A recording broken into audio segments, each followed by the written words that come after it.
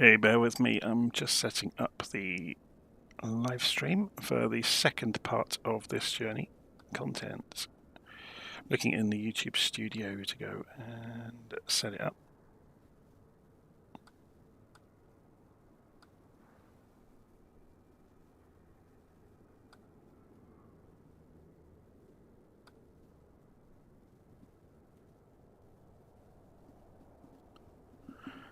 Okay.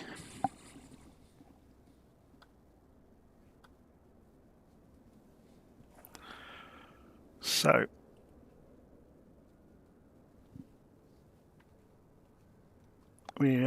we still have the same airplane. I have not shut the simulator down from the session earlier today. So we are taking off from the exact point where I left the simulator sat. So this is going to be good fun. You can see on the map where we are. We got as far as, let's go and show you on LittleNavMap because it's got some geographical features, which is quite cool. So we're at Villaroche.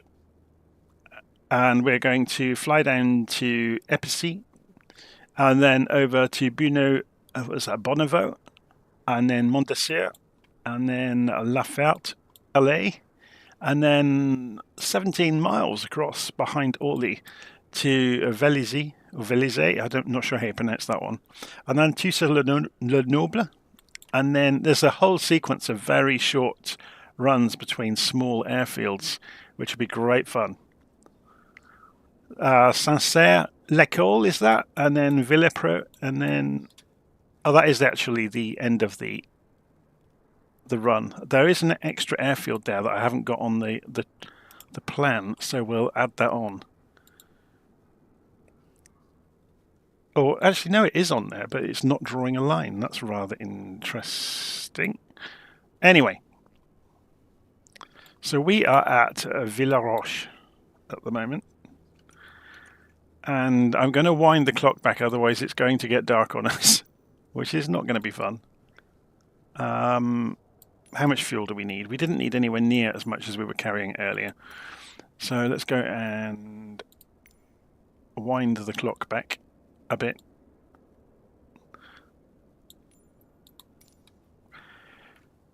Okay. So we need to go and get this airplane up and running once again. We will ask the nice people to push us back away from this, looks like a rather worn out Mirage that's parked at the back of the airfield here at Villa, what's it called again? Villaroche, yes. So we're going to carry on having a look around the Paris VFR Airport pack from Orbx, developed by Paris VFR. So stop the pushback, put the parking brake back on, and close the canopy. Put the electric back on, and let's see if we've still got a working airplane or if we completely broke it earlier. We should still have the flight plan intact. Yes. Very good.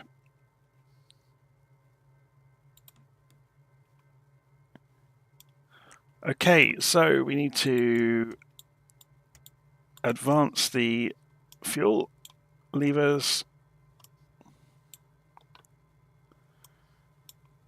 We left the engine switches on. I'm hoping that hasn't damaged anything. We'll go and calibrate the altimeter. Any gyros?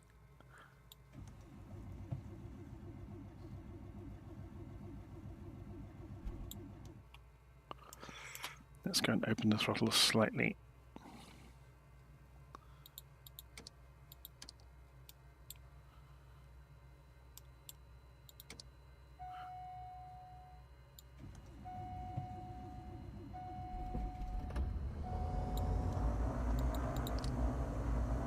Didn't want to start, did it? And we have two engines. Hurrah!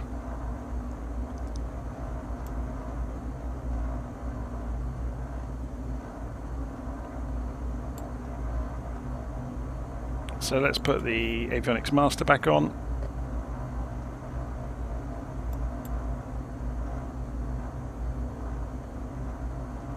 Why are we getting ECU failures?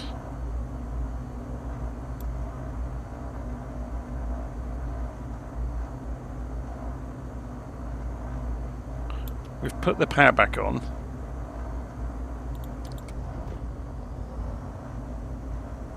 I'm just trying to cycle this to see if it makes any difference. If we click the alerts away, go and put the pitot heat on. All of the breakers are in. We should be fine.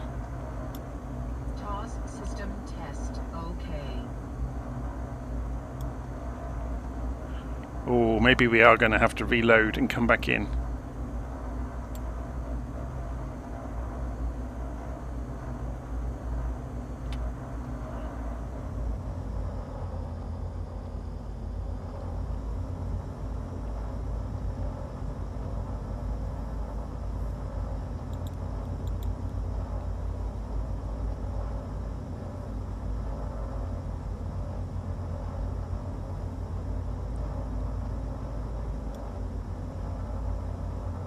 Interesting.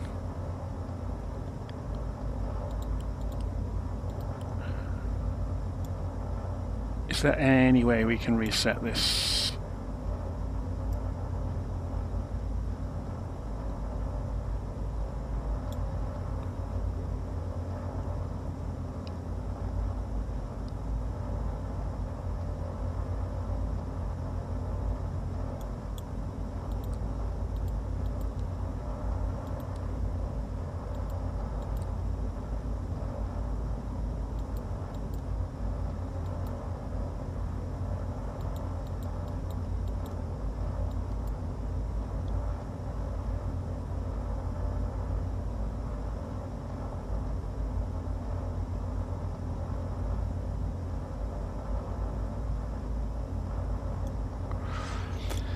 So I just tried to reset the switches. Let's try the test buttons. It's not going to have it, is it?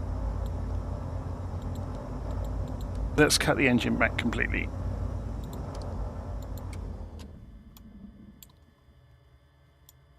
Volts low. Okay, that's good.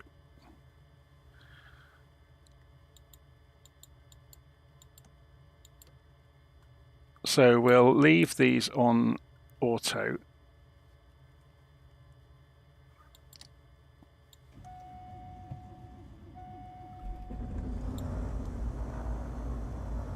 It's immediately failing.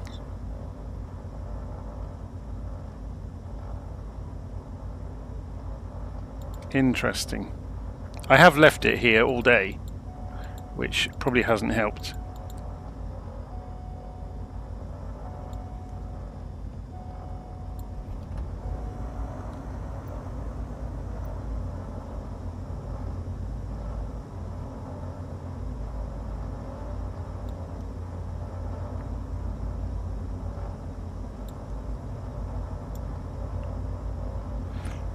Interesting. So we appear to have lunched the aeroplane by not shutting it down properly earlier.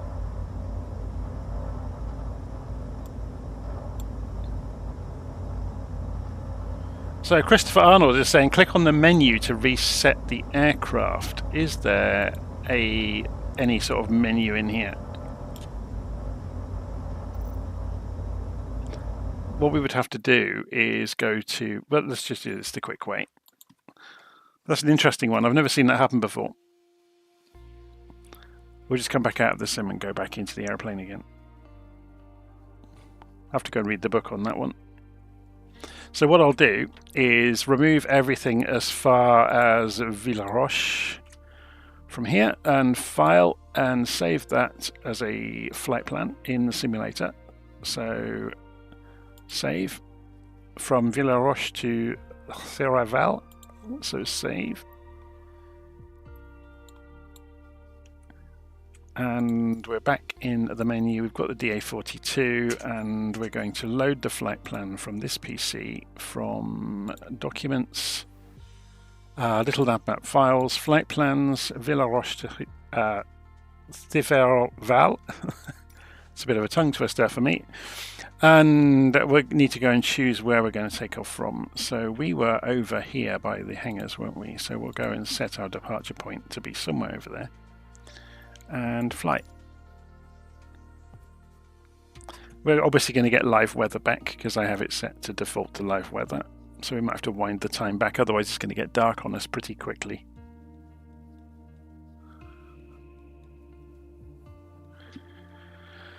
So we broke the aeroplane. Oh well.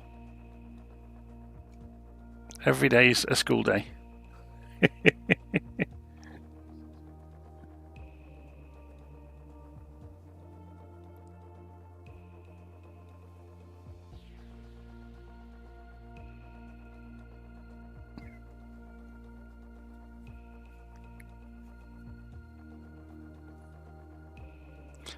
Yeah, so in the intervening time in between doing the live streams, the pilots actually got out, went and cut the grass in the garden, hacked a hedge down around the shed, had something to eat, leftovers from last night, and then have wandered back to the aeroplane.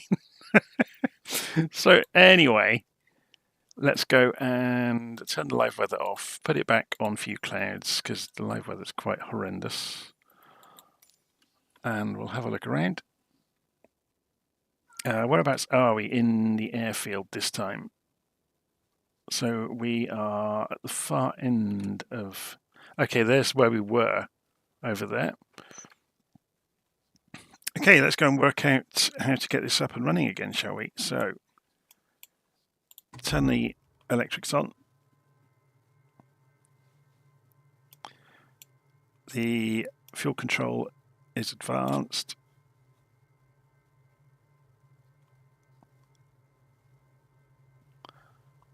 So just waiting for the screens to come up. So the alternators are already on. It loads with it all in default in the right places, to be honest.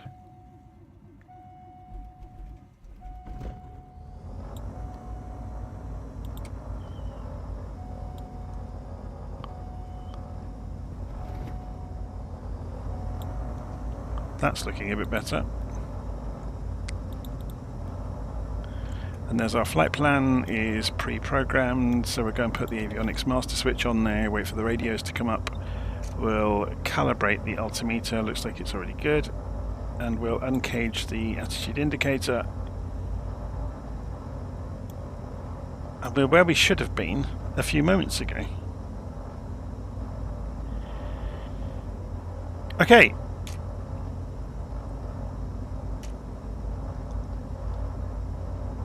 So we just wait for everything to warm up a little bit.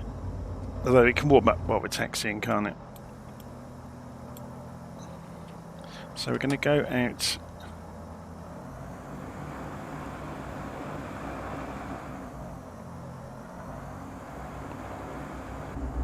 TOS system test. Okay.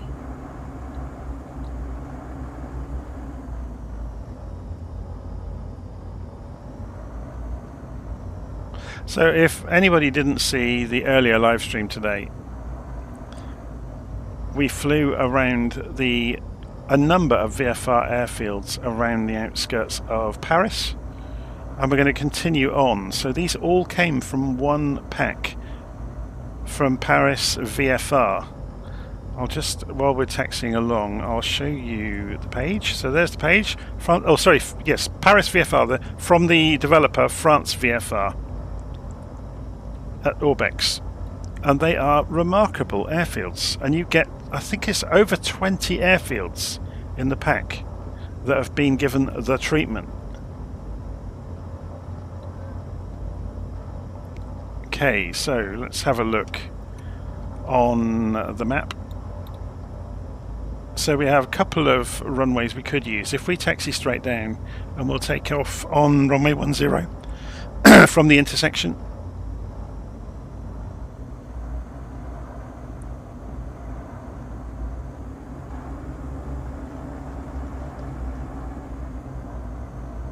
So let's go and set our altitude to about 1,500 feet. So when we go to autopilot, we'll have a sensible cruising altitude for our excursion.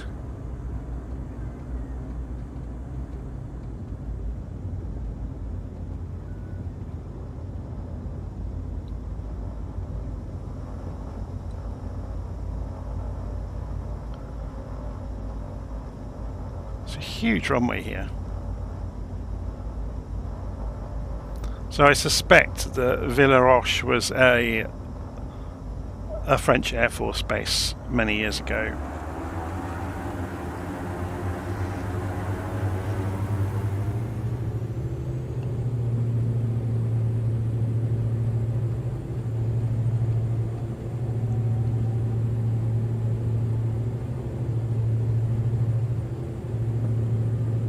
Okay, rotate.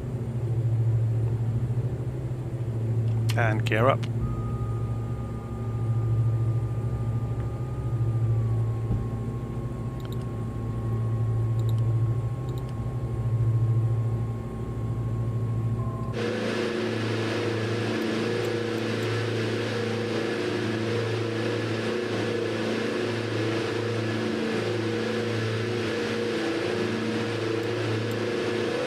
Let's move the time a bit further into the morning to make it a bit more atmospheric.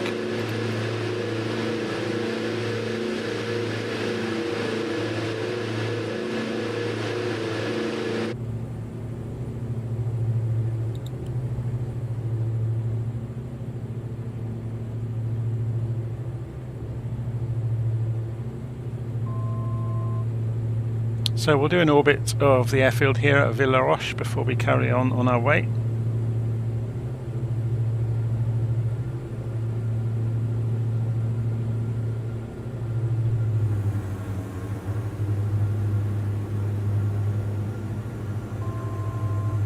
So we're up to 1,300 feet already.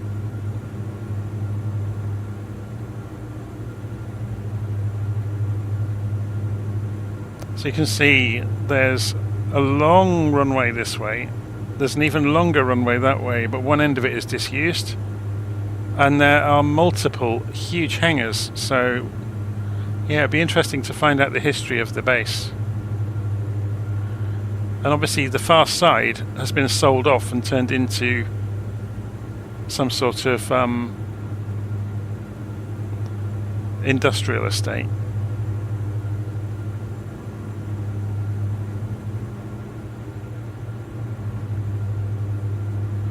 But there's all manner of GA planes down here.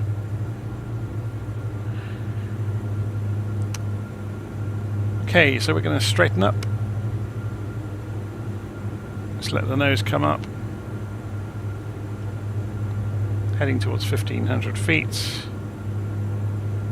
Let's change the CDI mode over to GPS and hit the button. Go for altitude hold mode and go for nav mode.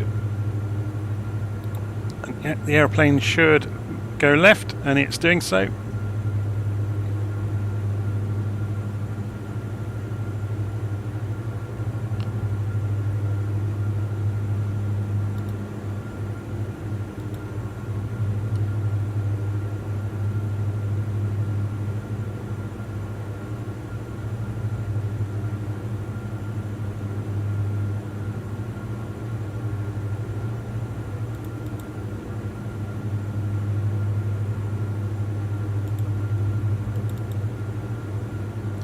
Just ease it up to 1,500 feet on the autopilot. And we get to enjoy some of the French countryside en route to the next airfield.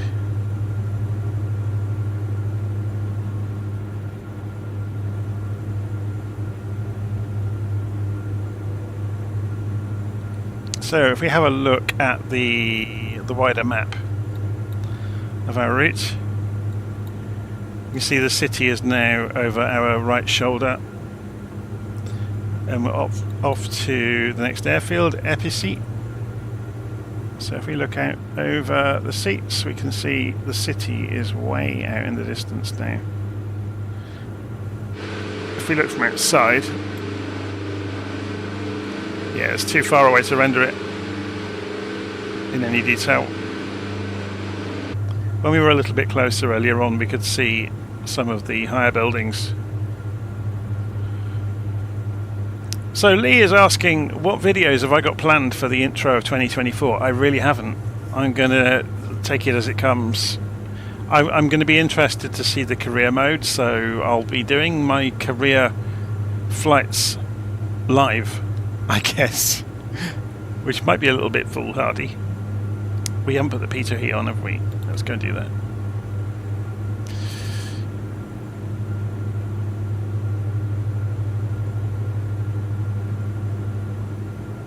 So yeah, it's going to be interesting to see what that whole career achievement thing is like.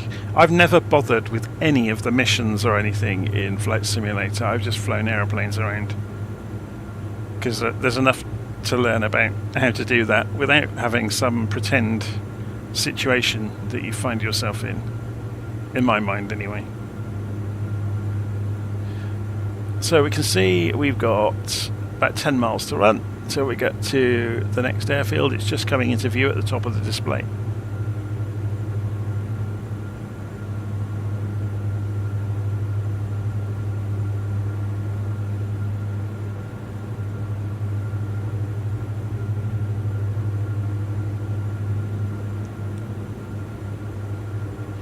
This plane's very nicely modelled, isn't it?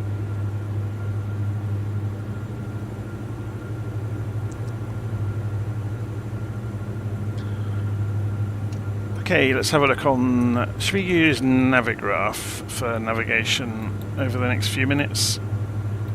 So we're just passing over... Yeah, it is the Seine.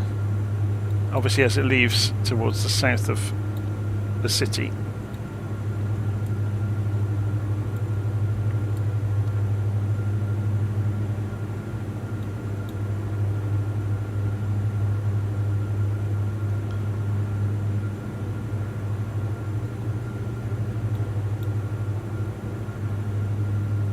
So Epicy should be out in front of us, not far away now.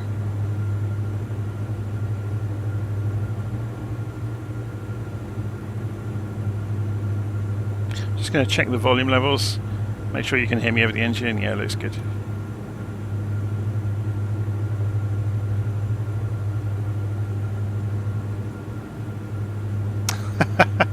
Cheers for that, Lee, with the reminders to everybody to go and hit like and subscribe. I never market myself, I just put the videos out. I don't know why, I just don't feel comfortable doing that whole pre and post roll thing that so many do. I think everybody gets a bit tired of it and they just want to see the content. Okay, so we're just crossing over the river again. So a little bit closer, you should see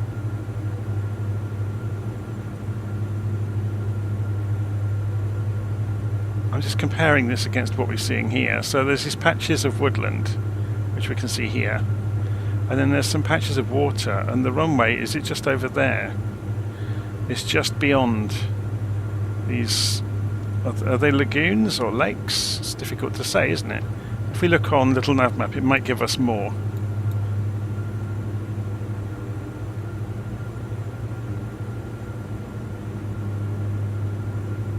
Not really. So it's a grass runway anyway, perpendicular to our direction of travel. So we'll orbit it as we have all of the others on this tour so far. Have a look at it and then decide what to do with coming in. Because we're running on almost no cloud, should we try live weather? It was awful earlier. And it's still awful. Look, so you get to see no sightseeing. So we're going to go back to a few clouds.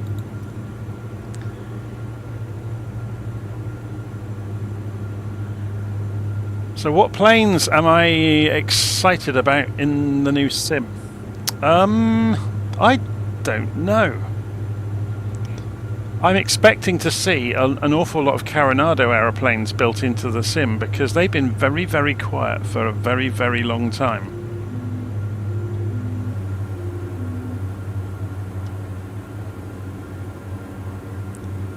Okay, so where is the runway? I'm just looking on the map here. It should be off of our left wing.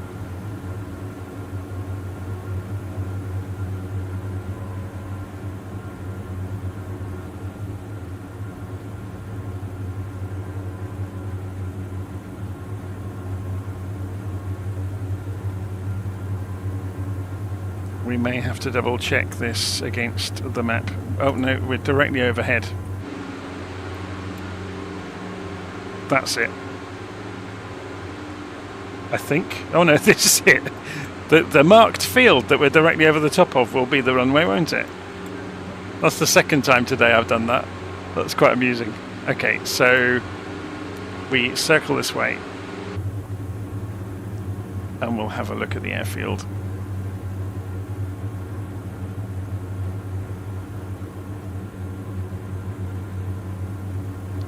I'm just going to scoot across to the co-pilot side.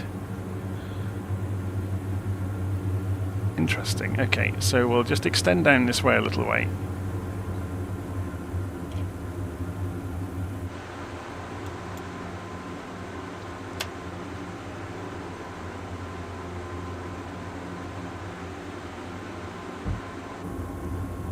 And put the landing lights on. I think the landing lights on this, yeah, that's the landing lights. It's not the most spectacular lighting system ever. So let's go for flaps.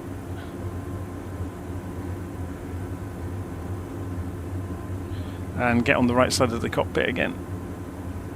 And look out, there's the runway over there, wasn't it?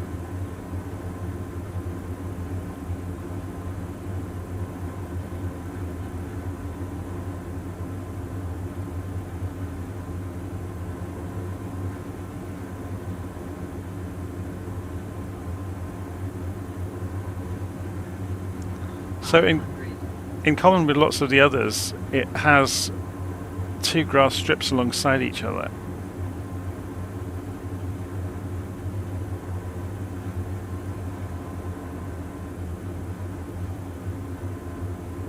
Or three in this case. Should we go for the far left one?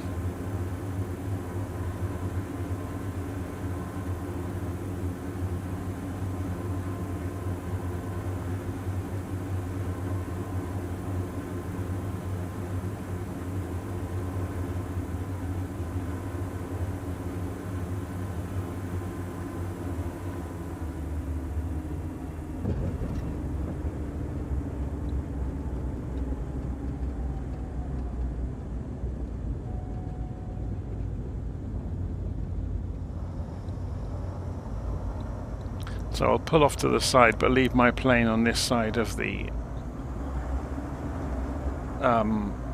runway.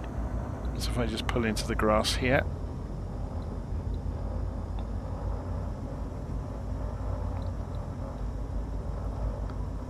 Put the parking brake on, go to the drone camera, and we'll go for a look around.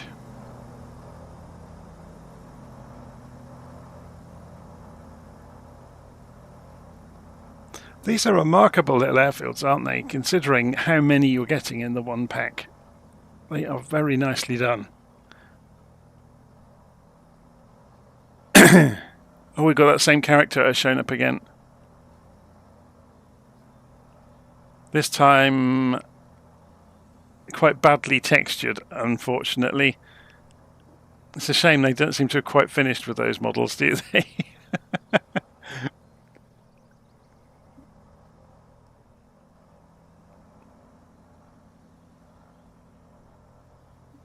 Okay, there's something over the other side of the field. Let's go and have a look. So, okay, there's a glider club over here. Lots and lots of gliders. And a robin parked up. And some hangars. And some sort of cafe, or just a picnic area. And a busy farmer. driving up and down in this tractor in this field. There's some more. Is this more gliders down this far end? Looks like it. Yeah. Okay, so let's go and jump back in our plane. If we double back here,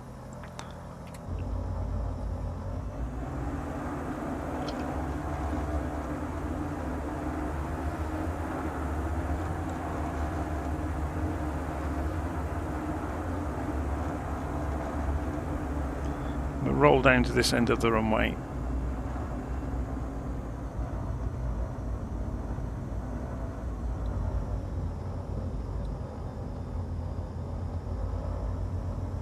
We're probably going the wrong way on the runway here because this looks uphill, but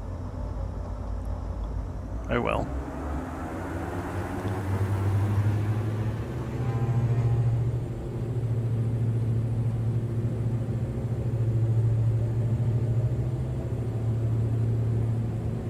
Okay, coming through 70 and rotate. Gear up.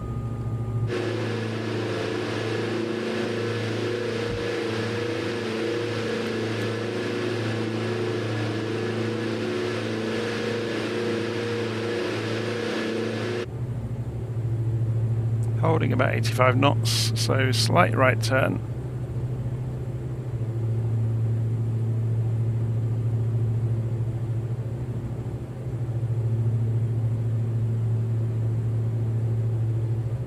And we have how many miles? 14 miles across to the next airfield, so we've got a few minutes. So let's pull it up to 1500 feet, picking up speed as we go. Landing light can come off.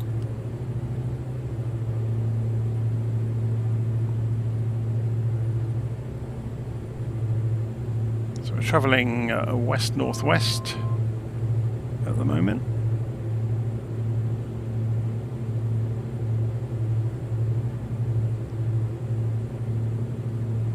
Coming up to 1500, there we go. Autopilot on. Let it track the GPS and level out 1500 feet. And we can see where we are. So off to Buo Bonovo. So we're quite a way away from this. Is the furthest we've been away from Paris during the entire flight so far.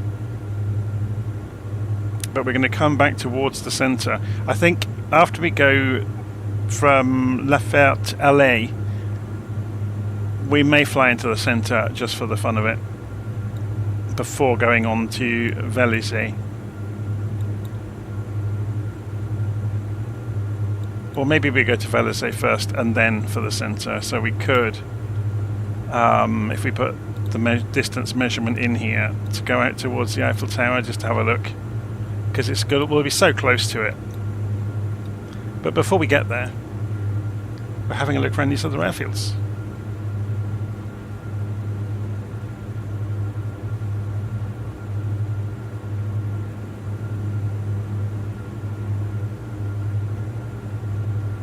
So Ross Jackson said, Ross from Androsan watching.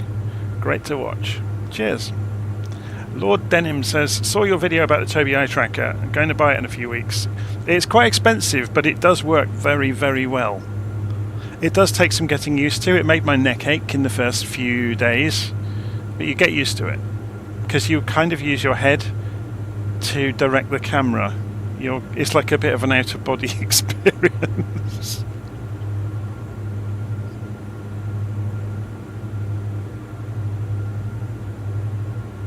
So One Journey is asking what tracker. I'm using a thing called a Tobii Eye Tracker.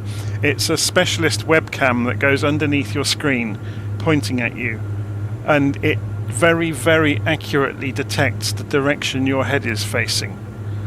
So it can actually track your eyeballs as well of where you are looking. So if I go and run the Tobii, I'm going to forget where the software is. Tobii Experience, I think it's in. And And if we go into the cogs in here and I preview my gaze, okay, I'd have to leave this running in the background. Oh, it's not going to let me do that anymore. But you can see, it can see exactly where I'm looking. It used to work in front of the simulator, regardless of if you had this in front of everything else. But if I look around the screen, you can see exactly where you're looking. But it's debatable how much use that is.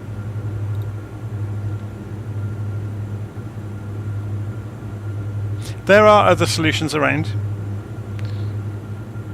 There's various ones that will use your mobile phone, but the Tobii one, it sticks along the bottom of your monitor.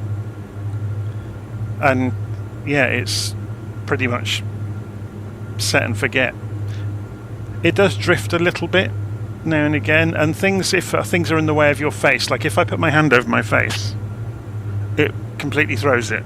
Yeah, so it can't understand which way my face is facing, so that will affect it with things like drinking coffee while you're flying. So you typically can map a button, like I've just pressed it, which switches it off. If I press the button again, then I'm back in the cockpit.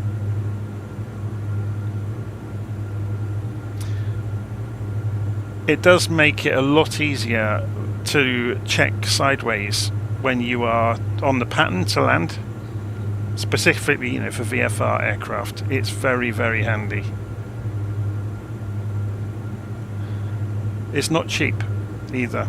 That's worth pointing out. So we're just approaching the airfield at Buo Bonovo.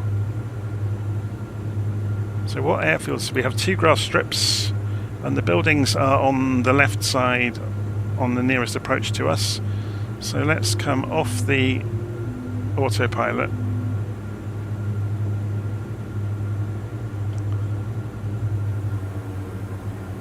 and slow down.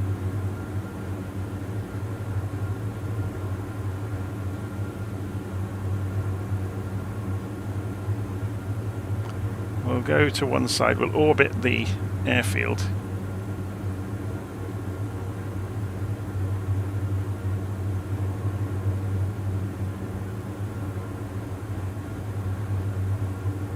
So there's the buildings on the close approach on the left.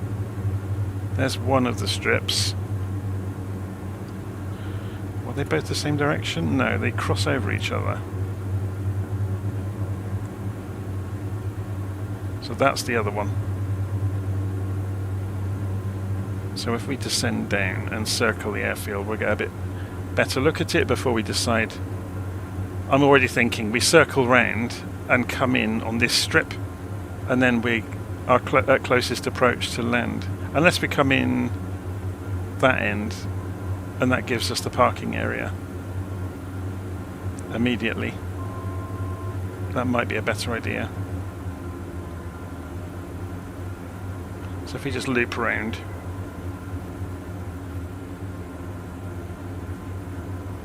There's lots of gliders here.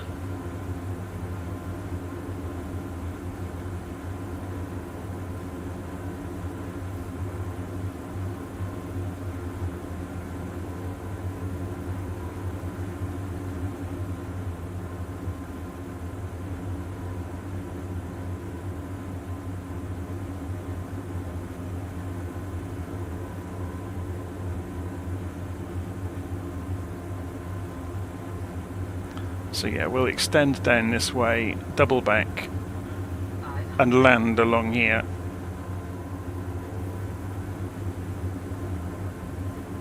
I wonder what that was in the field when they were scanning this.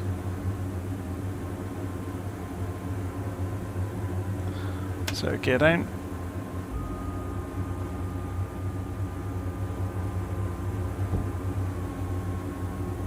I think it's just a blank area in the field, isn't it?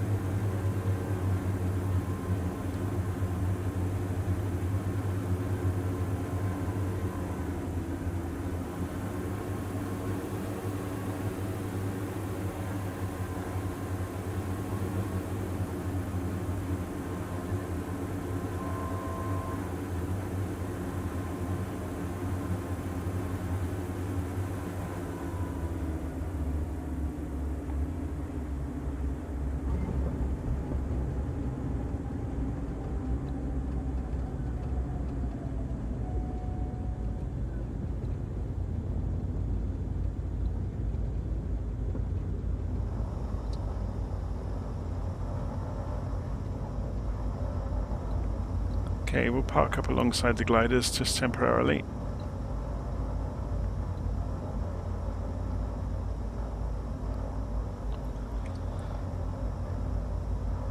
Oh, we didn't have the landing light on. Easily forgotten. Okay, let's go and have a look around. I'm just going to straighten the camera up.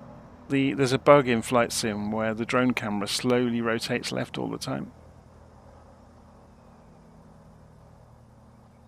It's probably some sort of small rounding error in the maths somewhere. There's another ultralight down here. Look, this guy's getting ready. Very cool. So, over the back we've got tractors and lots of gliders. It's great to see the name of the airfield on the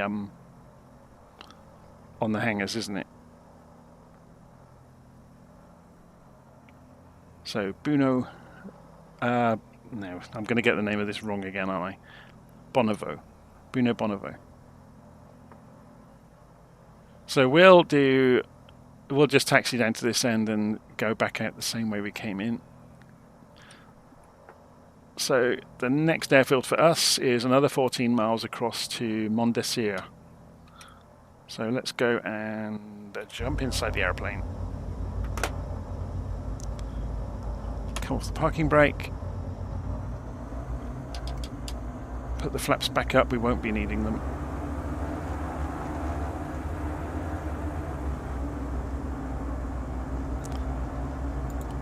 Put the landing light on this time.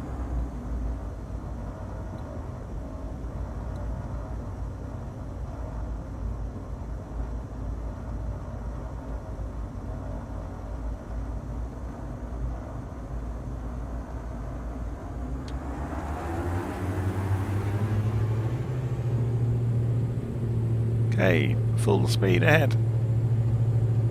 We're looking for about 70 knots for a smooth rotation without any problems. And there we go. And should we do the gear up from outside so you get to see it?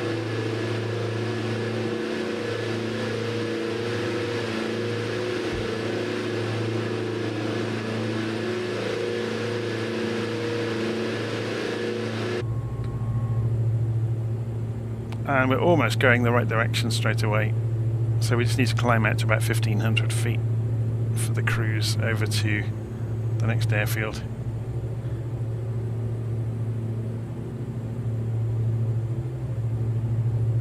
So just coming up to 1,000 feet. This scenery is so well done, isn't it? 1,200 feet. 1,300 feet.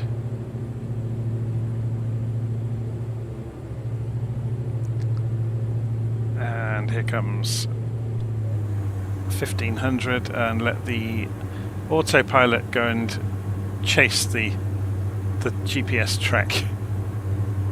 So cut the throttle back a little bit.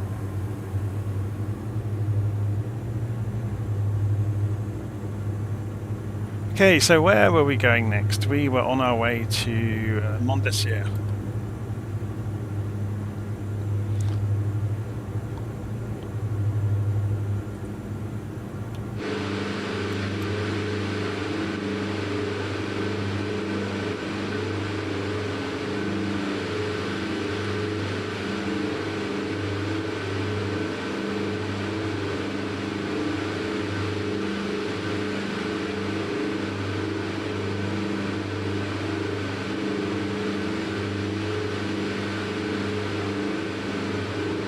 So the eye tracker works even when you're not inside the aeroplane. So if you're on an external view, you can look around, which is really useful sometimes.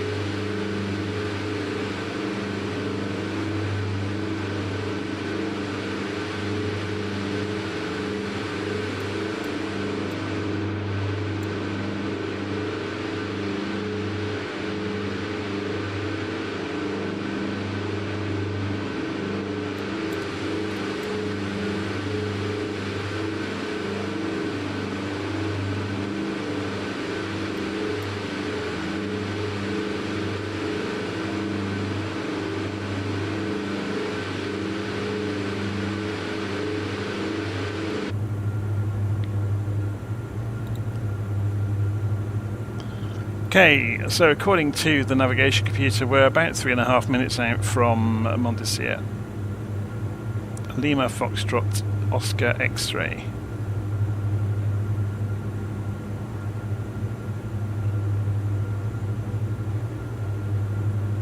Eight miles and counting. Counting down, I should say.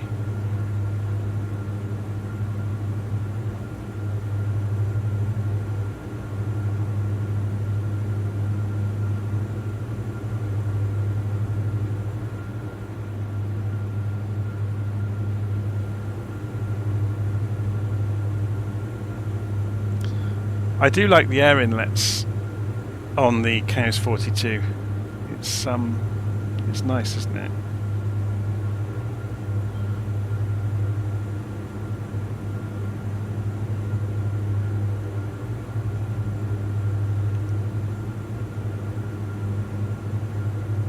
Okay, let's have a look at the airfield layout to see what to expect. So we've got a grass runway and a hard strip. It's not very long, the hard strip, so that's a challenge. So yeah, we'll do the usual thing. We'll turn out round and come back in 06. So we're still about 6 miles out, 7 miles out.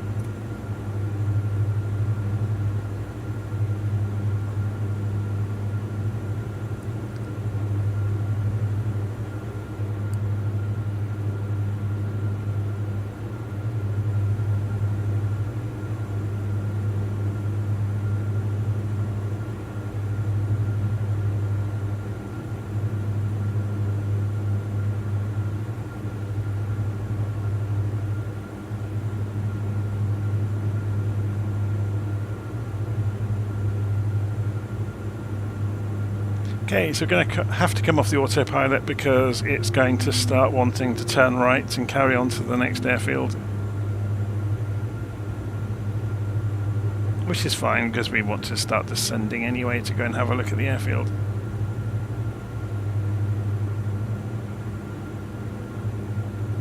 I think it's just the outbuildings directly in front of us, isn't it? So we're coming along.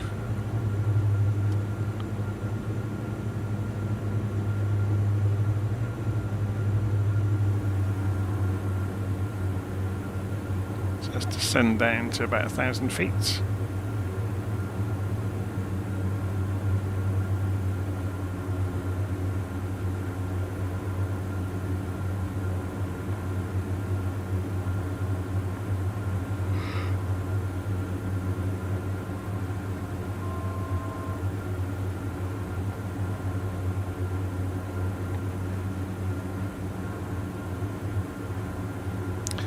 So this airfield is called Mesia.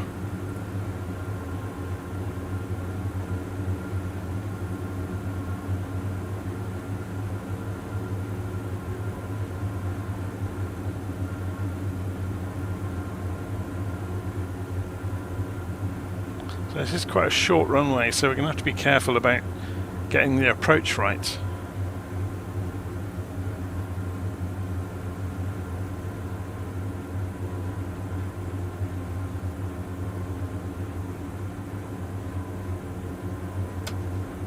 Okay, so gear down, landing lights on. So we'll extend downwind. We're within flaps range already, so extend the flaps. 500.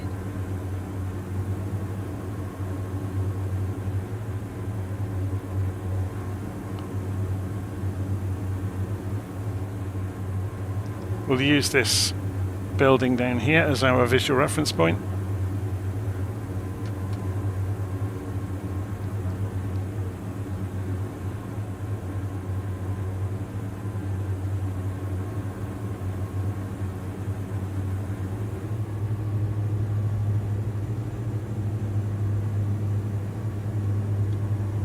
Yeah, we're going to overshoot slightly, but it's fine.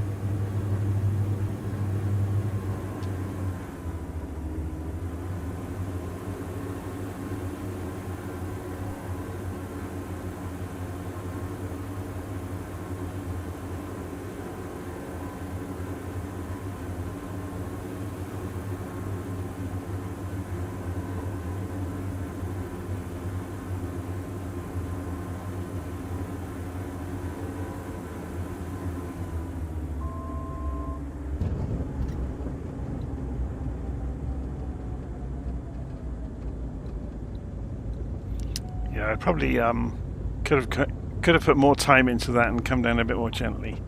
I was more worried about getting onto the ground and getting the brakes on.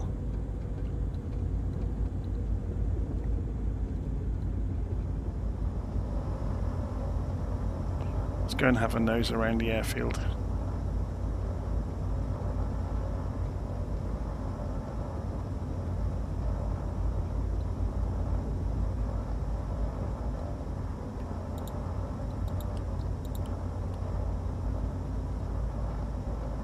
So if I just park over here,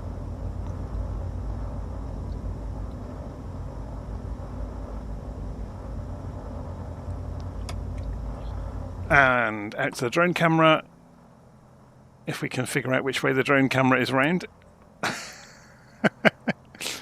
It's funny how it drifts, isn't it? Okay. It's a nicely done airfield, isn't it? Lots and lots of extra bits and pieces here.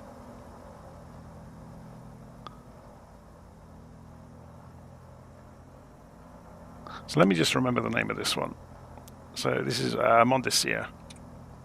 Lima Foxtrot Oscar X-ray.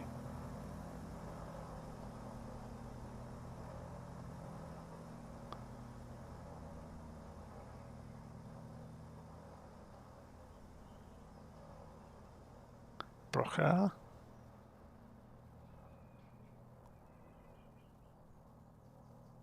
Hangar 52.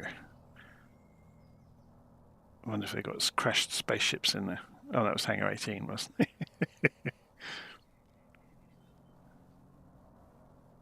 As is usual around these parts, there's lots of robins you discover in corners of airfields. It's no surprise, really, being a French aircraft. It's an interesting building. Ah, this is where we get something to drink and eat from, by the look of it, and there's the car park.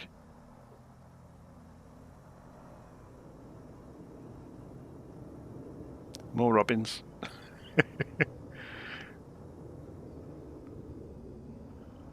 Okay, so if I go and taxi back out, we'll just wait for this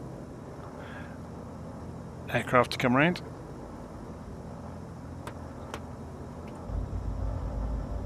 Or wait for them to go, I suppose.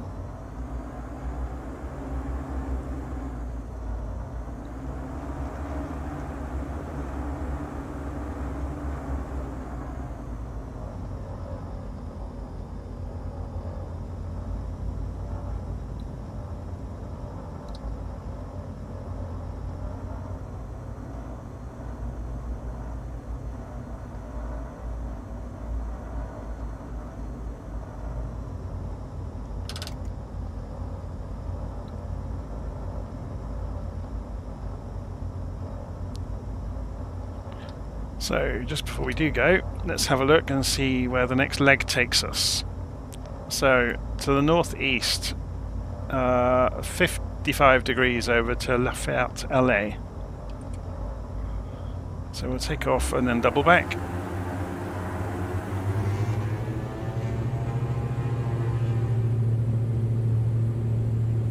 It's a little bit of a crosswind, not too much.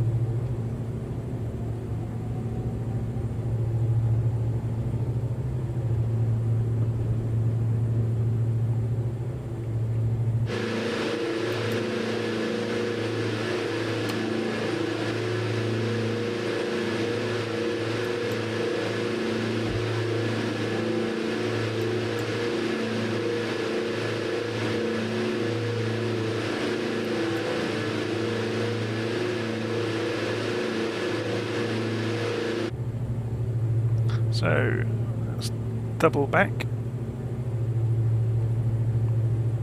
drop the nose in the turn, get a little bit of speed back.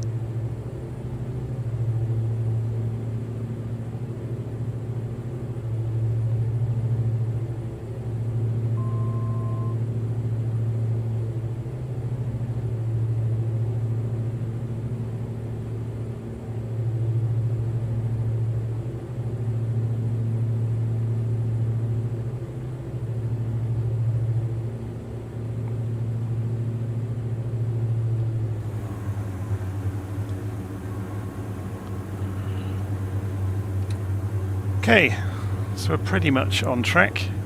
Just going back in on the autopilot towards the GPS track. So 12 miles across the countryside to Lafat, LA even. And then on towards the final few airports, but we'll go and have a look at the centre of Paris as well along the way. So if I turn the head tracking off for a moment, I can look at the live stream conversations.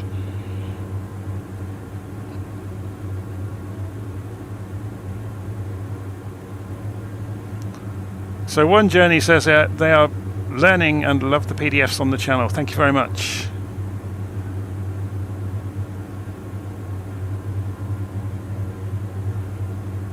Yeah, the DLSS is... I've never used it. I tried it out when it first came out.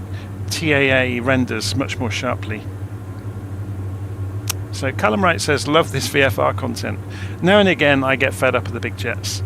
Yes, they're interesting and fun from a systems point of view, but you can't beat flying an aeroplane along, can you really? And having fun just tootling along.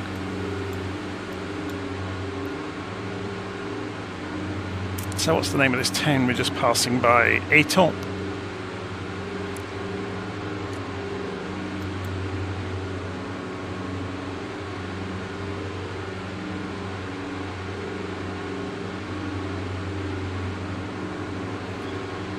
Is it me, or is the GPS having a few problems holding the track? I think it might be. It's in GPS mode. We're in GPS mode. Yeah, it's now captured the track accurately, which is good.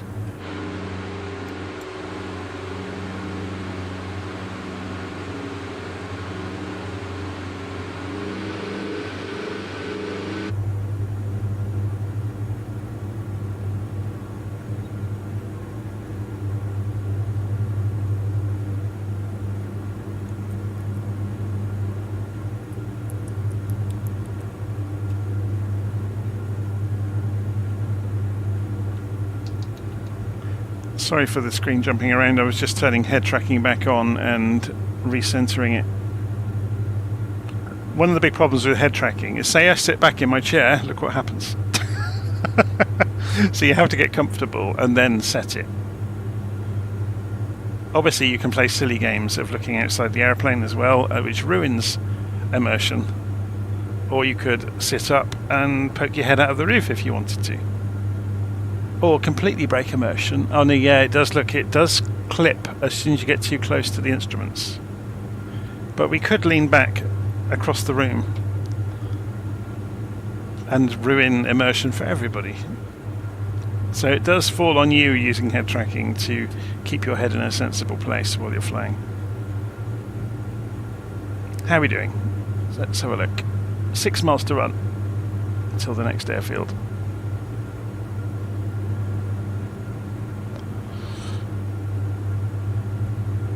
About 2 minutes. So if we go and have a look and see what sort of layout we're going to be seeing. Okay, so the airport facilities are on the east side, south of the runway, and we have one big grass strip. It's quite a long one, 3,300 feet. And nearly 300 feet wide. That's huge. So we shouldn't have any problems seeing it on approach.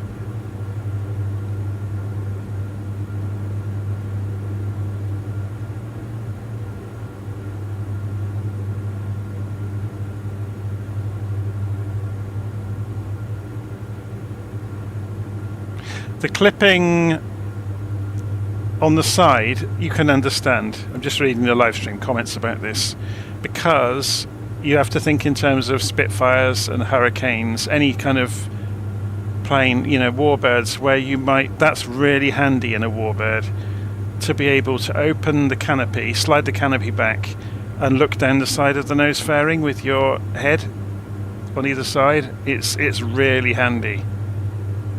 It makes landing and taking off in Spitfires and Hurricanes and planes of their type much easier. and various biplanes like the Waco and things like that. Being able to gaze down the side of the fairing is a huge help. Okay, so we can see here's the buildings and here's the runway. So we'll loop around.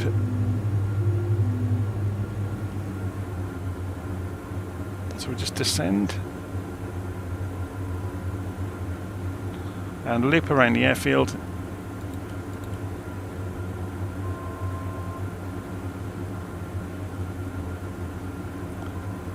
Looks quite built up, doesn't it? We'll get a better look as we loop around the back of the buildings.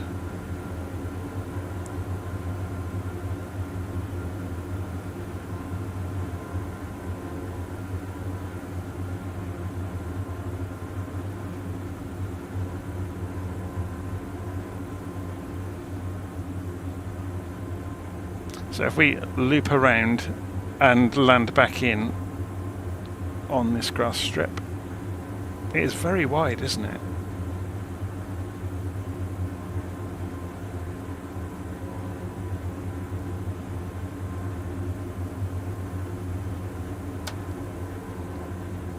Get down.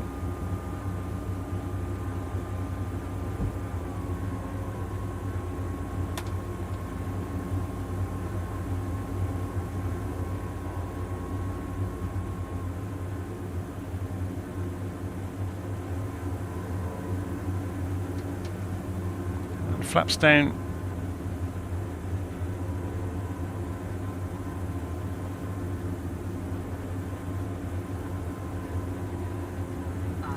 Got lots of room over the farmer's field here for the approach. Very cool.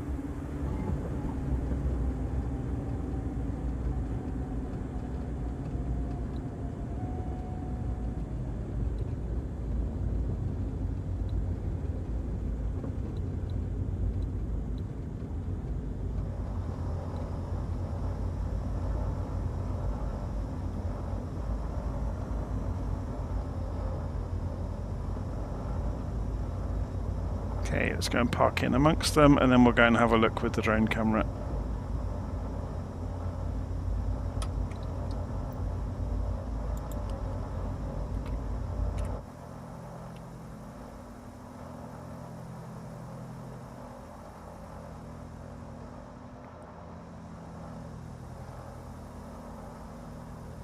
So this airfield is Lafat Alley.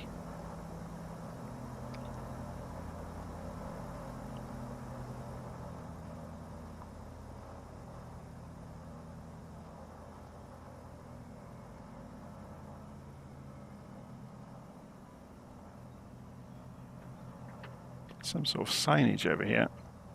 Musée Volant Salis. They have an amazing sign that levitates, unless it's just got put in slightly the wrong place.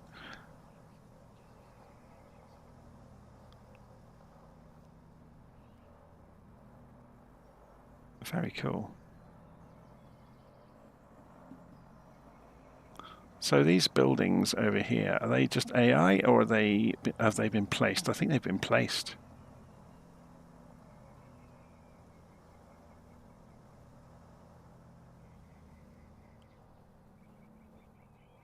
So various hangars and logistics buildings around the place.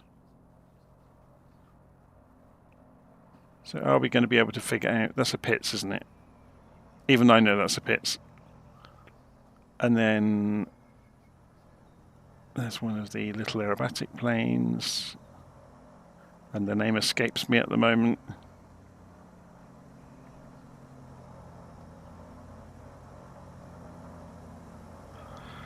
Okay, on to the next one.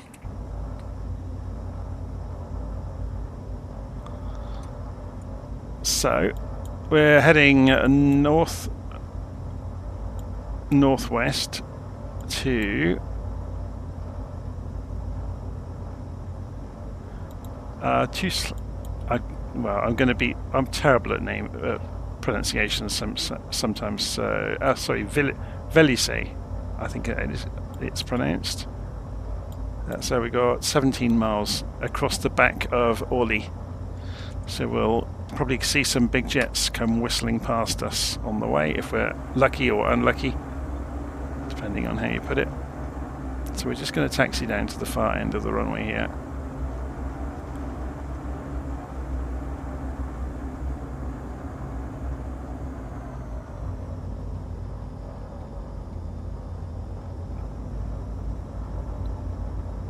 There does appear to be a plane on approach. So I'm going to hang on for a moment. I can see some nav lights up here.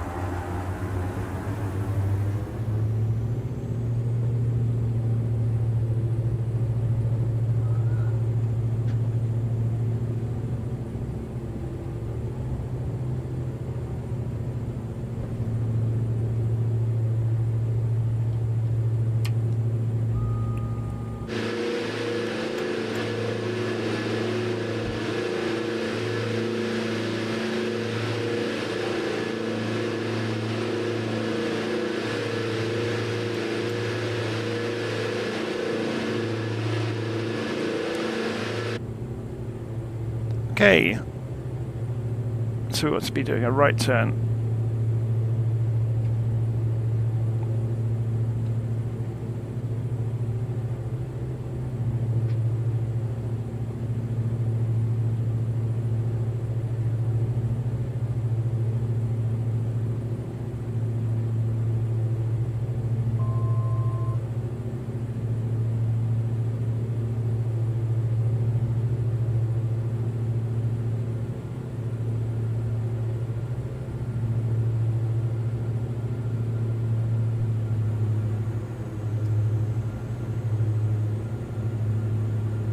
I'm just looking out for any of the big traffic coming in and out of Orly, because we're going to cross right through their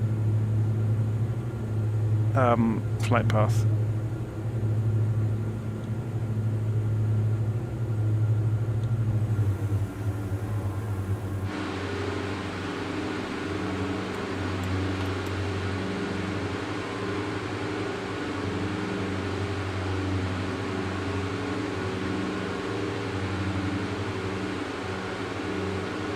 Maybe it's not so busy. This is it right here, look. Oh no, sorry, that's Brittany-sur... Orge. What do we got for Orly? So there's two big runways. I can't see much. This coming in on runway 025. So I guess we have to watch out for anything taking off runway 24.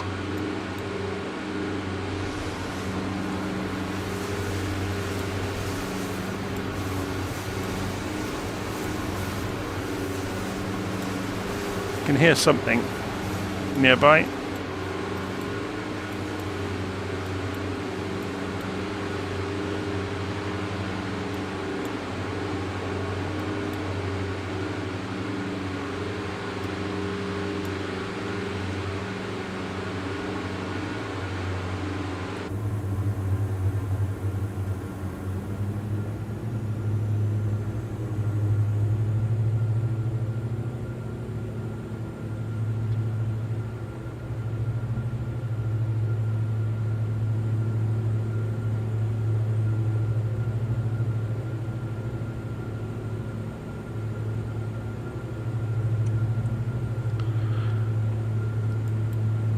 Okay, so when we depart the next airfield, we'll do a bit of a detour into the centre of Paris before carrying on.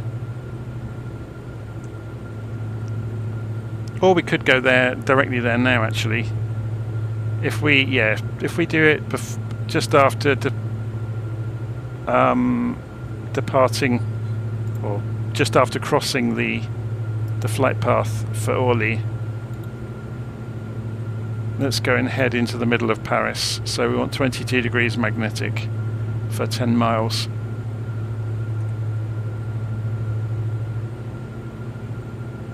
So we'll get that ready on the heading bug.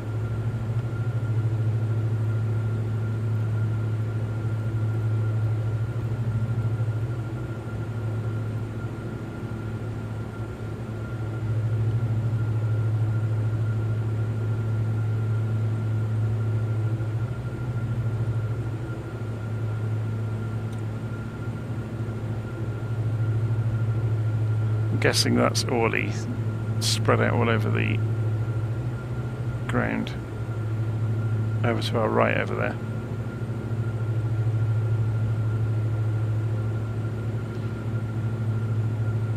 Let's go and jump over to the co-pilot side to have a bit better look.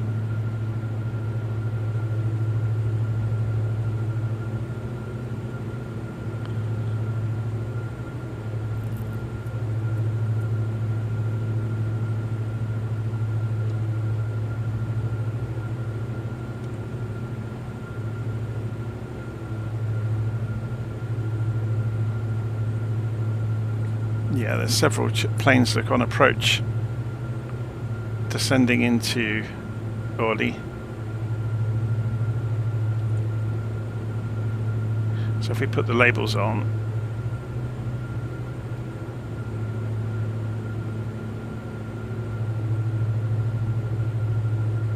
there's the airfield laid out all over the ground, look, and you can see all the markers of the various planes.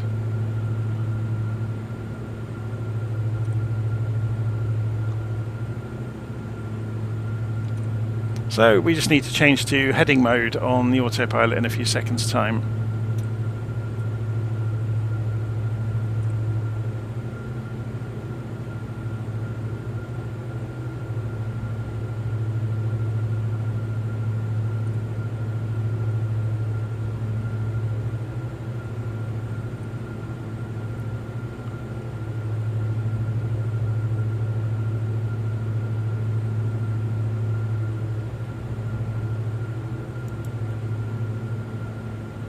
Go off for an exciting little sojourn into the centre of Paris.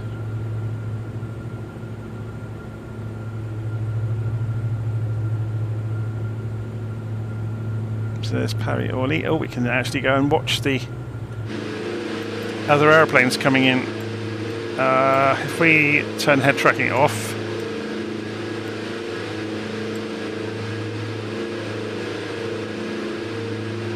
can see his nav lights coming in.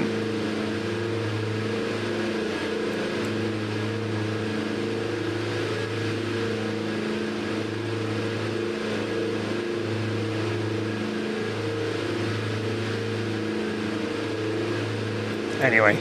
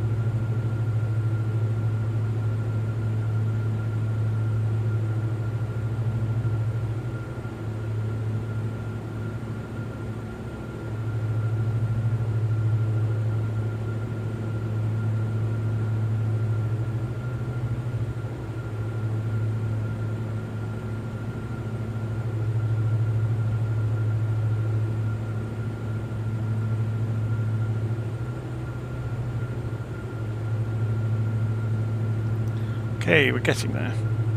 It's a huge city, isn't it? Turn the autopilot off.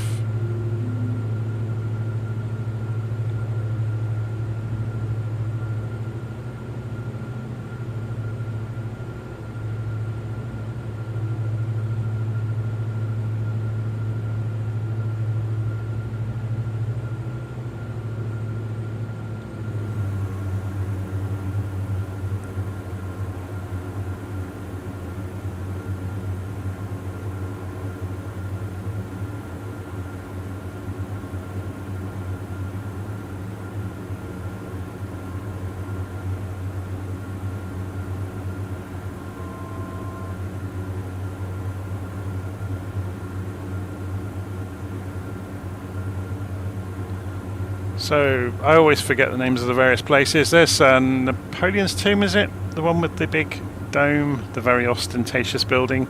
Then you've got La Place Invalides and the gardens that lead up to the Eiffel Tower. And École Militaire is down there as well.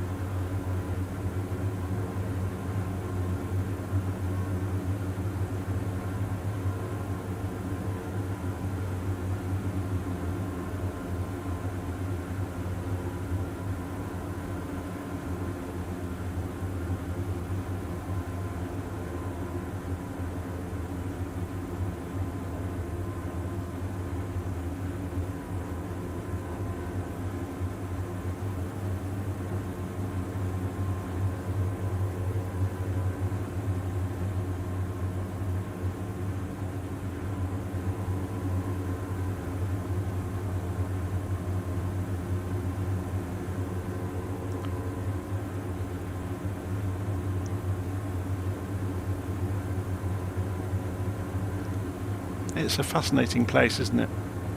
So many historic buildings. And yes, the bridges across the Seine as well. Quite a number of them are very unique.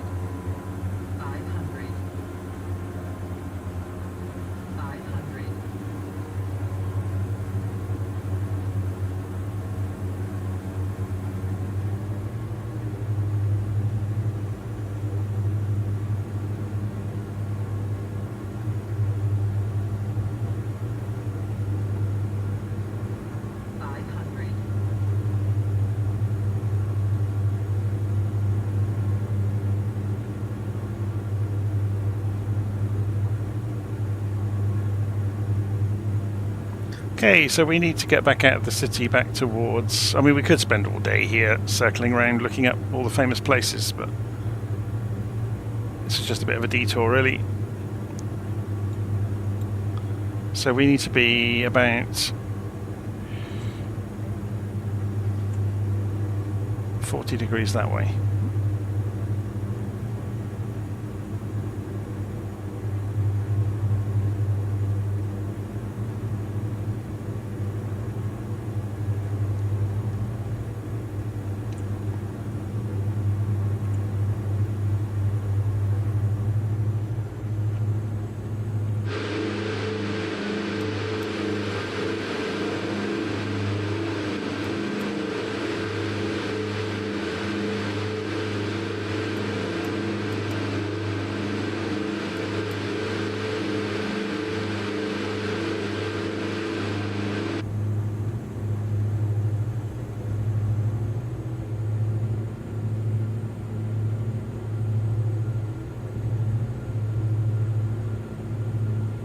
Okay, we can see the airfield coming up directly in front of us that we're heading for. And then we've got this string of airfields, one after another.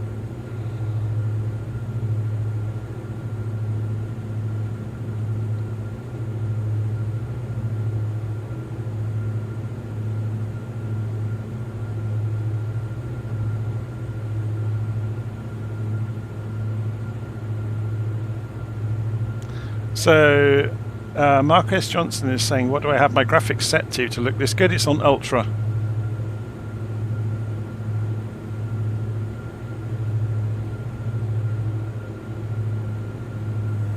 Quite often the graphics can be made to look good purely by the time of day and the meteorological conditions. So it can fool you into looking real. Under certain circumstances, the simulator looks very, very good.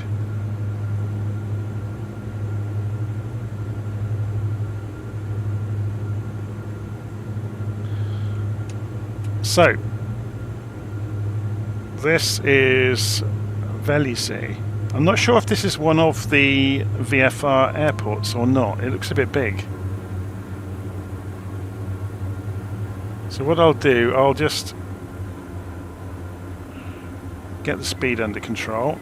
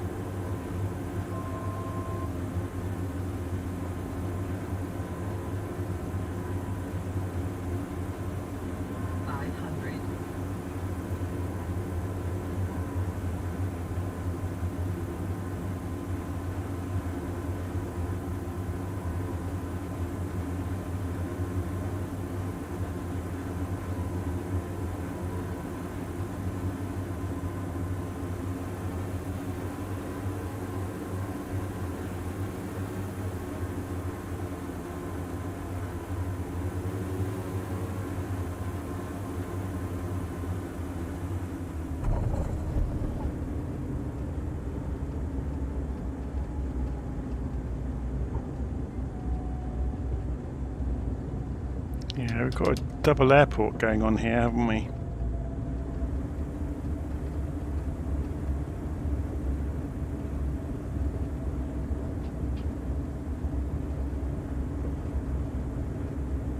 Rather than take too much of a look at this one, I'm going to go straight around.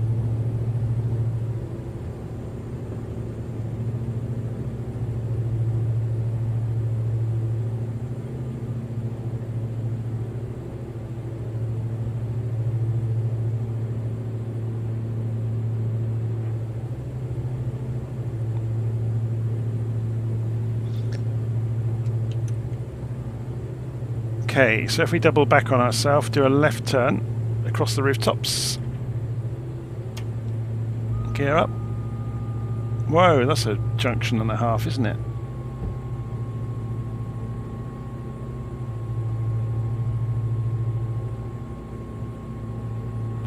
So there's the runway we just departed from. And we continue turning left. And we go and find one of our nice little VFR airfields again, directly in front of us over here somewhere. Hopefully that's the runway we can see. Straight in front of us.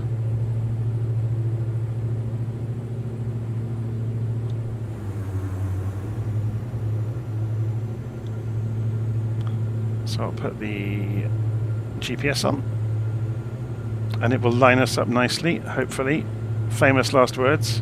Is it going to?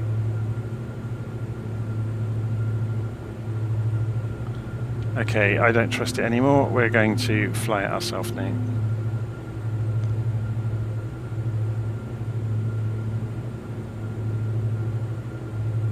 It was still trying to get to the airport we were just departing from. So the next airfield, this is that run of one after another. Tusa Le Noble. So 2 runways, 25 left, 25 right, we can take our pick. But we'll orbit the airfield first and then come in.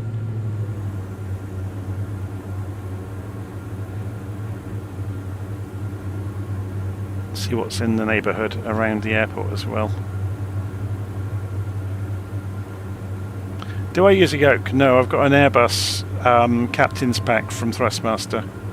Stick and throttle, so stick left hand, throttle quadrant right hand.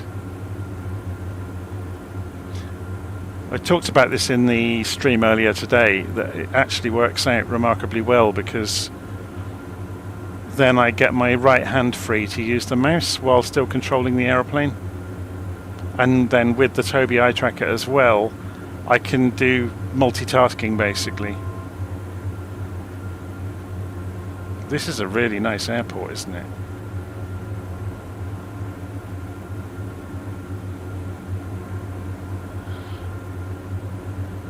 So if we do a loop around, 500.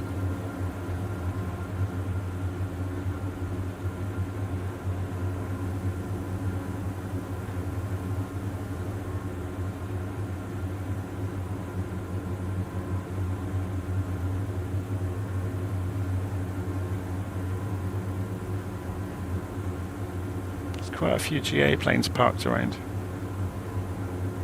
500. So we'll extend this way and come back in for 25 left, I guess.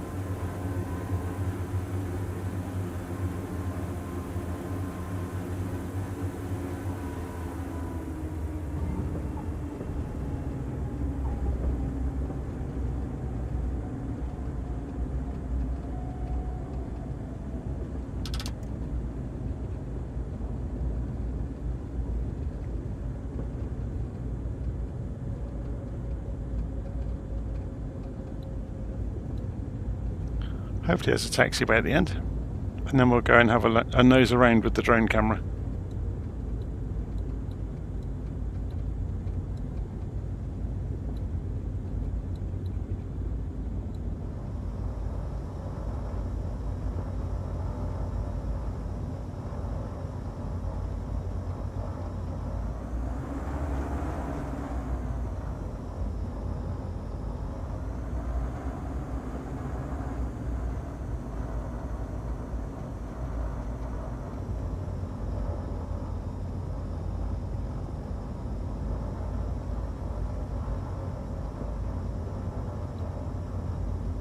Go and park up here, out of the way, temporarily. Okay, so, oh my word, look what the drone camera's done. So we go and straighten this up.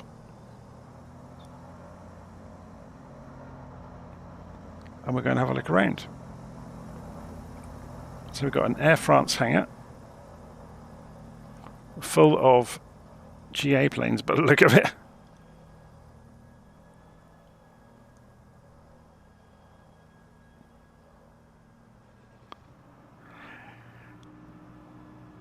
ATOF, I wonder what that stood for once upon a time.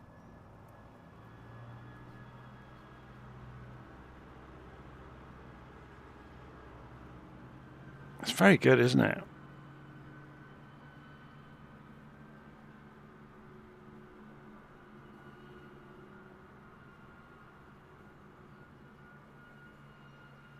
Oh, he's putting some new engines in his airplane by the look of it.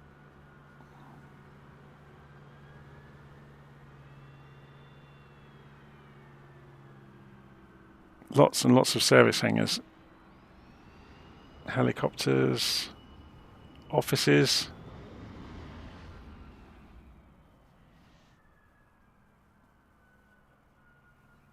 It's a big old airfield, isn't it? And they've done the custom buildings for the tower as well. And this one actually has a tower. Can we go inside it and have a look and be nosy? Yeah, it's not, obviously it's not high resolution. You wouldn't expect it to be when they're giving you 20 airfields in the same pack, but it's still stunning that it's even here. And it has a custom shape. Very, very cool. There's a cafe, tables. He's trying to chat the waitress up, probably.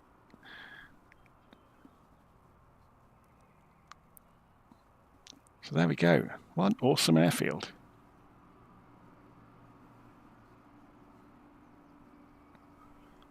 So we were up this end by the hangar, weren't we? In the middle of the taxiway. You can see our nav lights blinking away.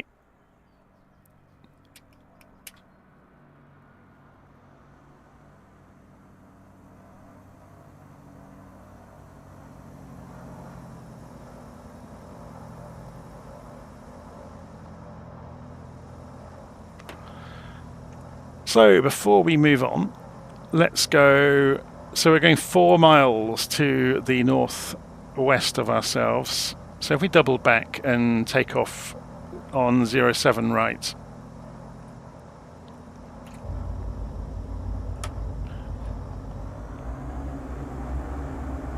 Gonna jump across the grass here. Nobody will mind.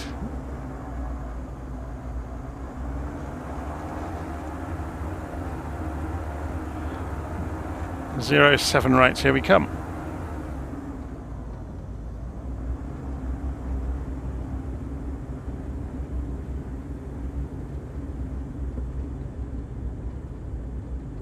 And then we need to head northwest for the next airfield.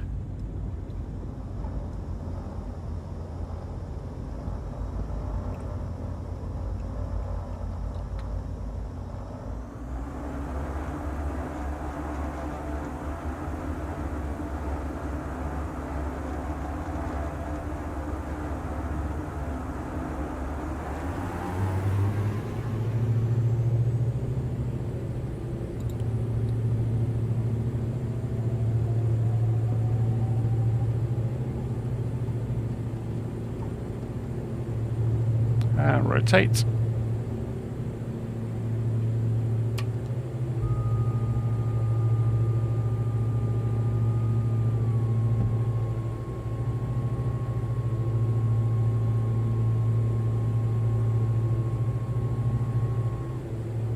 And we turn northwest.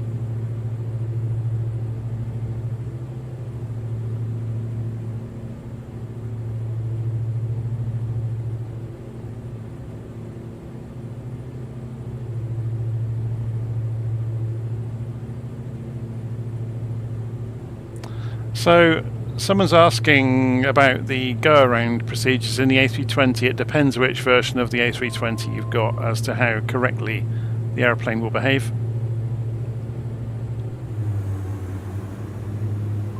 But you do have to press the appropriate buttons on the autopilot to establish the go-around procedure, which will be programmed in, again, depending on how you have programmed the flight plan.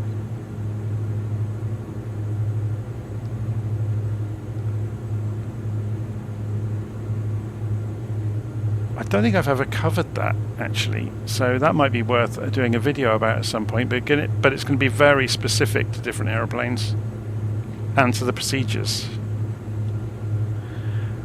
It's actually a lot easier in the real world than trying to do it automatically in the aeroplane.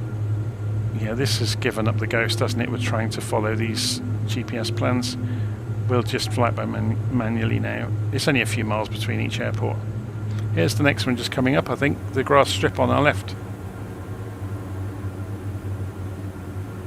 You can see the hangars and the apron area and the strip.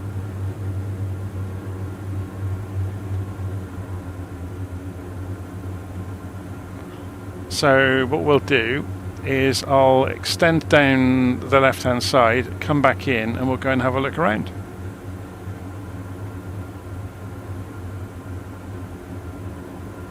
The Phoenix will have it, so I'm just reading the live stream comments there. The Phoenix will have all the appropriate stuff in it.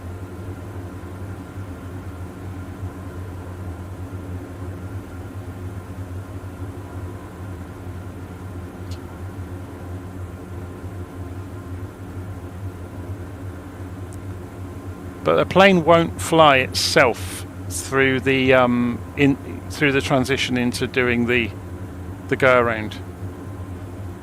Usually it's down to the pilot, and again, although it will be on the chart what the standard procedure is, typically it will be the controller telling you and giving you vectors and heights. They might be telling you the same as is on the chart, but yeah.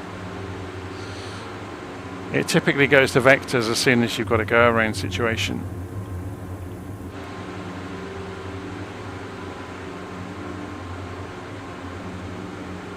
The easiest way to see it would be go and do a MyAir flight, because now and again, quite often, most weeks, somebody will do a go-around and we'll get instruction immediately of, you know, a marshalling point to go to, and that's all really a go-around is. It's a marshalling point to go to, and then an entry point back into the approach.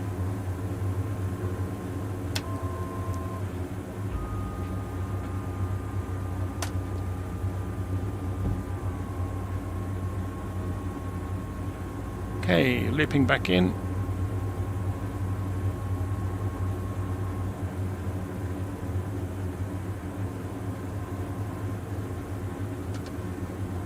Flaps down. Landing lights on.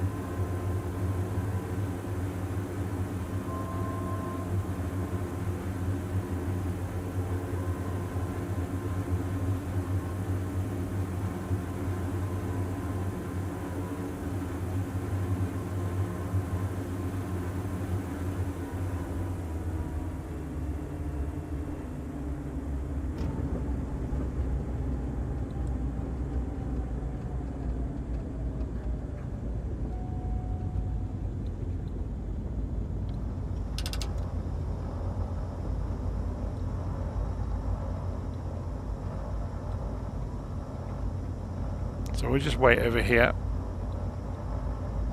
with the engine running, put the parking brake on, over to the drone camera. Let's go and have a look at this airfield. So what was this one called? Tusa. Oh, is that the previous one? It is. They're so stacked up now. Saint-Cyr à l'école. So it's some sort of school. Or Saint-Cyr probably.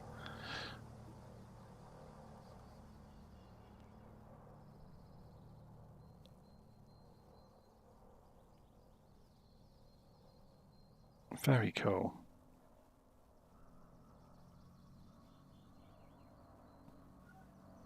There's so many planes here. Again, lots of robins.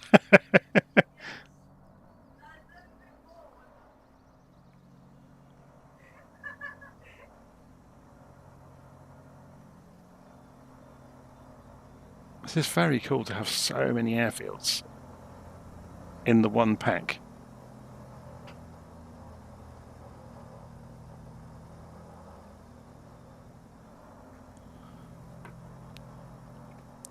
Okay, so we're going on to the final airfield, Villepro. How do you pronounce that? Somebody who is French speaking is going to have to help me out with this one.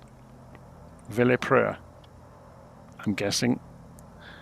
Anyway, let's go and double back in our aeroplane. So off the parking brake.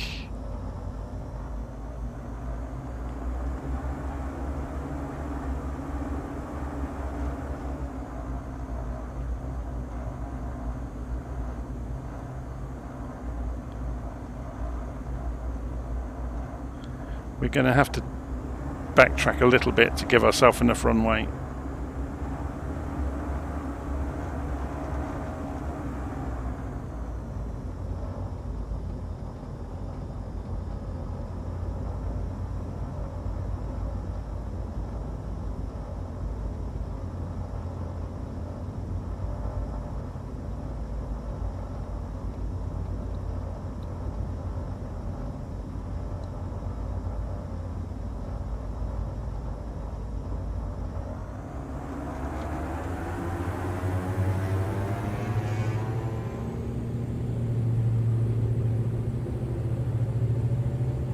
Okay, 60 knots, 70 knots, and rotate.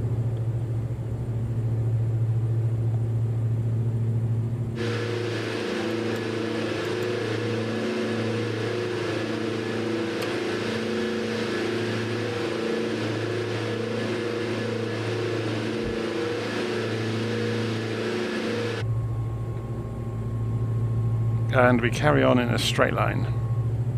Or do we? I think this has lost the plot, hasn't it, this aeroplane? Ah, there's two airfields left. Because there's that one as well. Yeah, I forgot that the tracking wasn't really working so well anymore.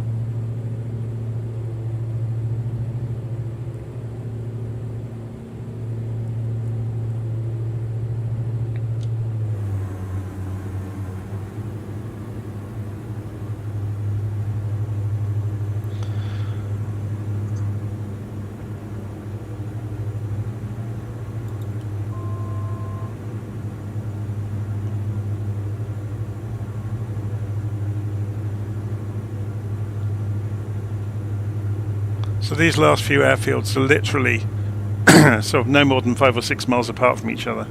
You see the next one's right in front of us already.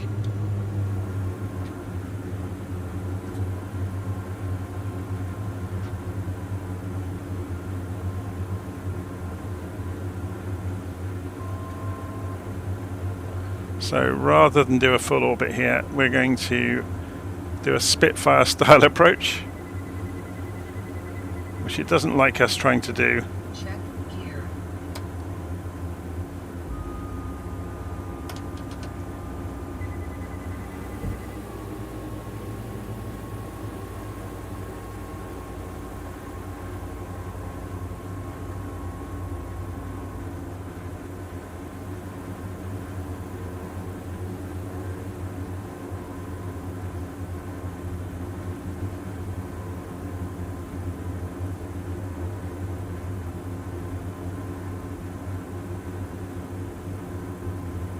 The only reason they call it a Spitfire style approach is because you're turning directly onto the runway to keep the runway in view throughout the turn.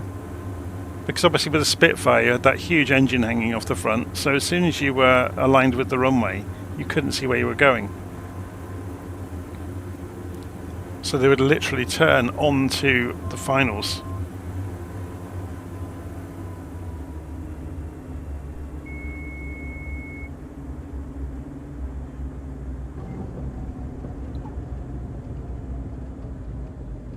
This looks like an interesting one, doesn't it?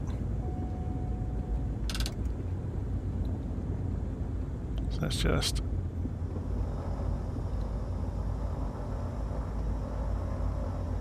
double back here.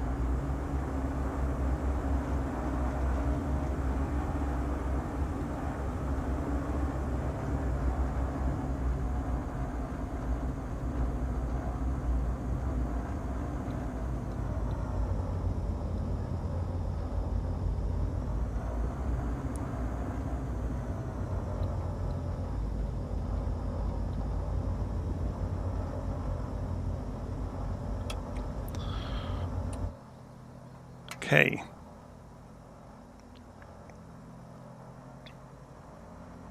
So here's us parked up. There's the control tower. Aero Club Renault.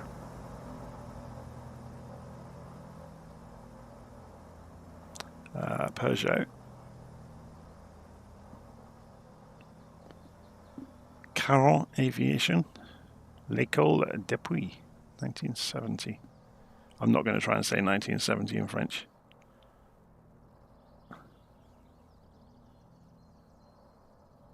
It'd be, what would it be? 19,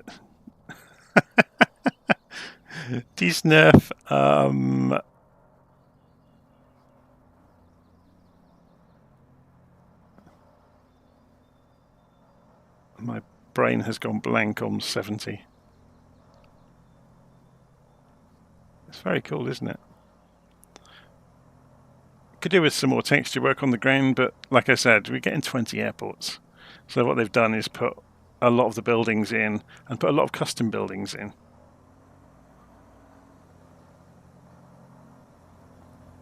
It's nicely done.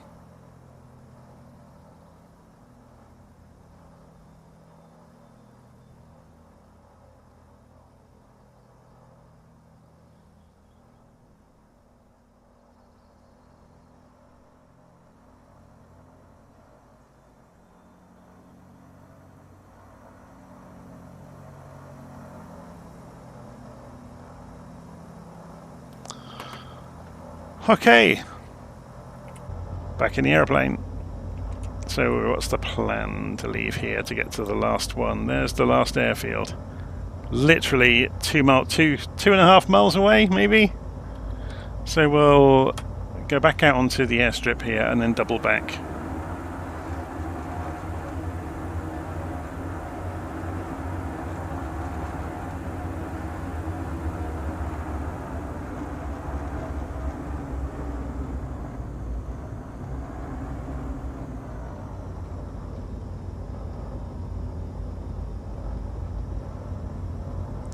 Okay, turn back around.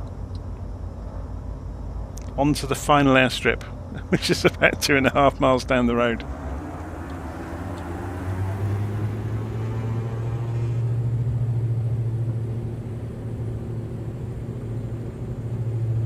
"50, 60 knots, 70 and rotate, and we're in the air. Gear up.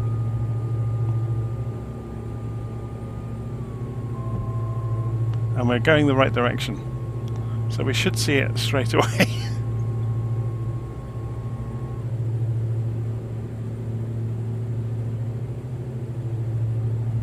Where is it?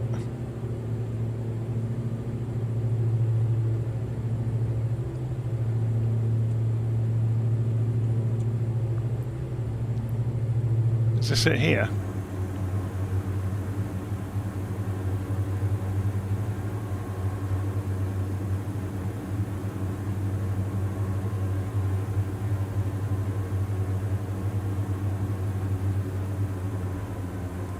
No. Oh, we're not quite there yet. It's a bit further on.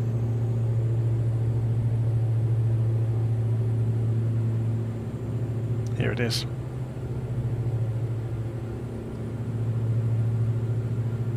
So we'll circle around and come back in and land and park up. And I think we've earned ourselves a cup of tea and a piece of cake from the shop. Hopefully there's a cafe.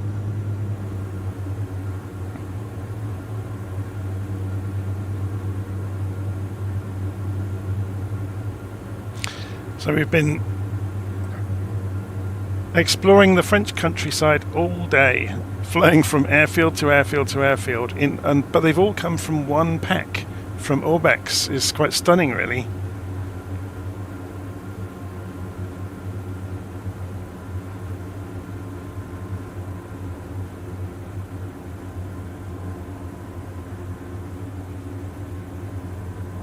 Hey, have they got another Mirage on display?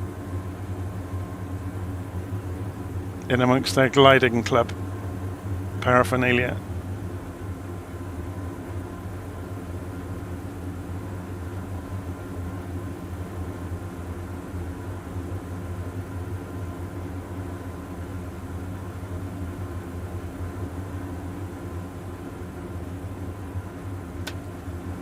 Okay, so gear down.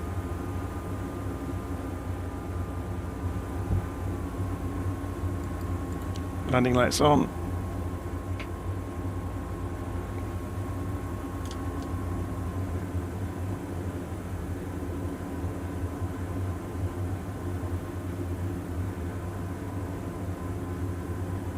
Keep an eye on the airspeed.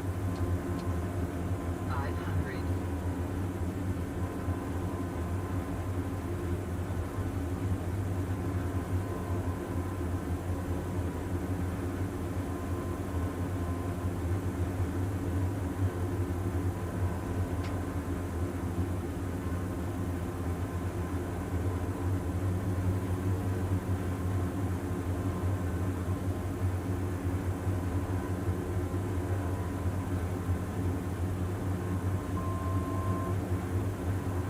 We'll run the landing quite long so we get to the buildings. Say hello to the gliders as we go by. And there's a little Robin, which I'm guessing they're using as a tow plane.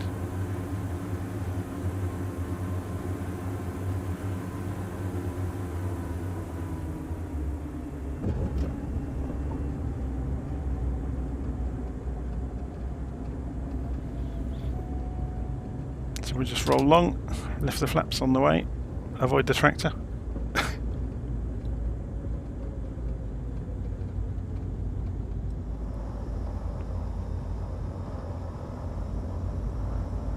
Oh look, we found the bar immediately.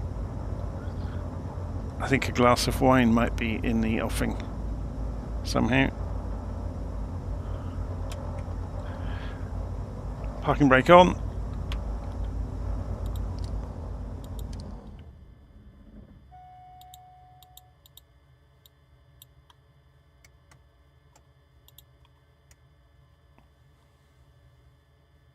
And then turn some of this stuff off this time.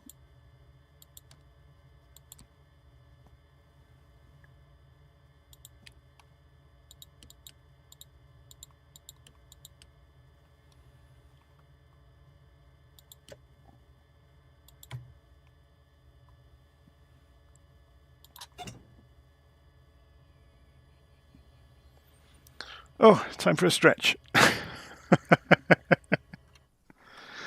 There we go. Our trusty little COWS DA42.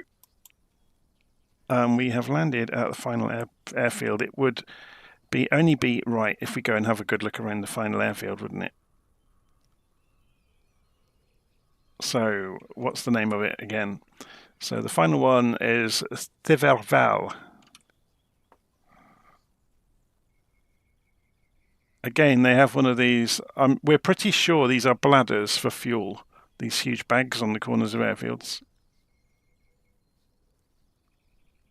Would make sense, wouldn't it? Now, is this a Mirage or is it a Super Entendard or what is it? Looks like a Mirage, but I don't know. Or it could be a Super Entendard, actually. I don't know them well enough to be able to say. Looks like it's seen better days.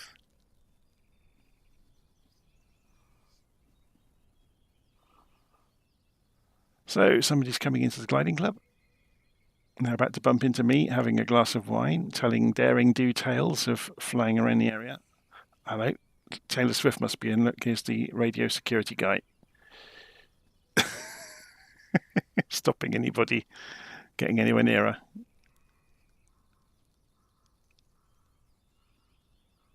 There's someone's having a wedding on the site, by the look of it. There's a tent here. Or is it just a shed? I think it's just a shed. Yes, improvised hangar. Very good. So there we go. I'm going to leave it there. We'll put this huge tracking shot in that most drone operators would be proud of. Or, well, maybe one or two. I'm going to leave it there. Hopefully you've enjoyed that. So that's been a tour around. We can show it on the map now. How many airfields around the outskirts of Paris?